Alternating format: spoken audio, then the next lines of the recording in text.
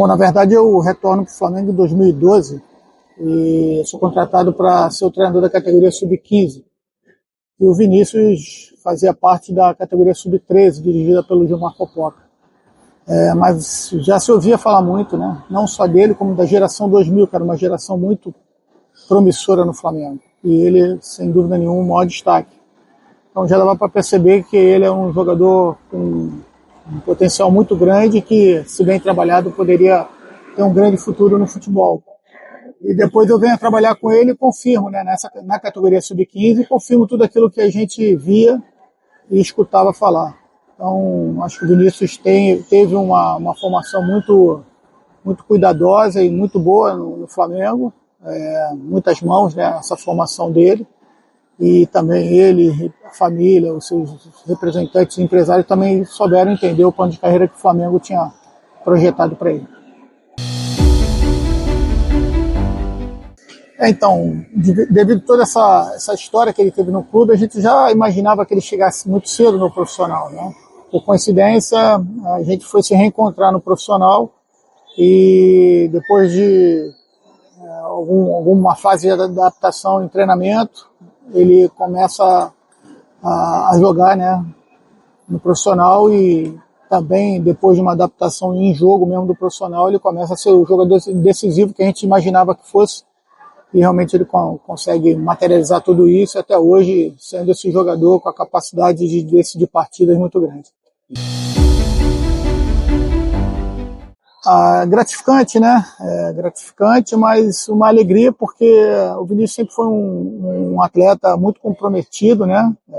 Muito alegre fora de campo, mas muito comprometido dentro de campo.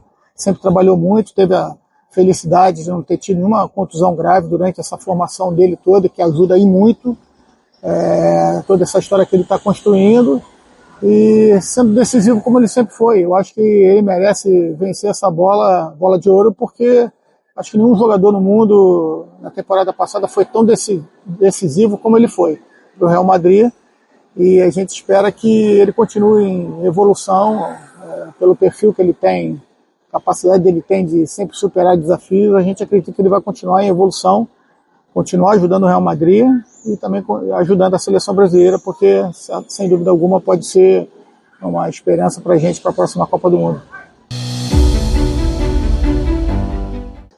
Os bastidores, assim, de uma forma geral, o Vinícius sempre foi muito fominha, né? Então ele chegava cedo no campo, gostava de fazer o bobinho, o famoso meinho deles ali.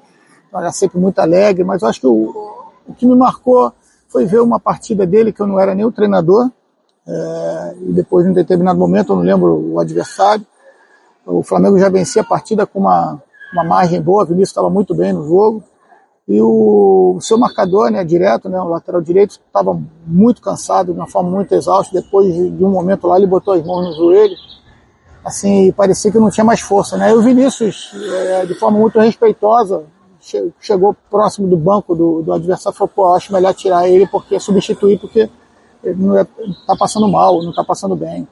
E foi o que aconteceu, cara. E então eu percebi ali que além de um jogador com todo o potencial e com toda alegria de jogo dele, ele também teve esse lado fair play ali, e preocupado com o companheiro de profissão. Então achei muito interessante. Por esses momentos aí, por esses atos, você percebe que é um jogador diferente, né? Então, a torcida é muito grande para que ele continue esse crescimento na carreira dele. Um menino, né? Tinha acabado de completar 17 anos e como o Flamengo sempre preparou a carreira dele de forma bem organizada, vamos dizer assim,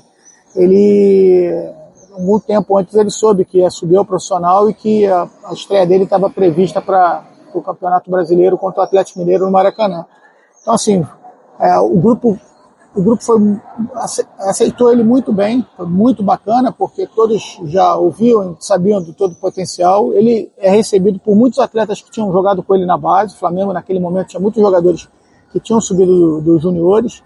Um treinador e uma comissão técnica praticamente toda da casa, que também já tinha trabalhado com ele. Então acho que isso foi muito importante para ele se sentir acolhido, que ele pudesse, a partir daquele momento, fazer o seu início na carreira profissional.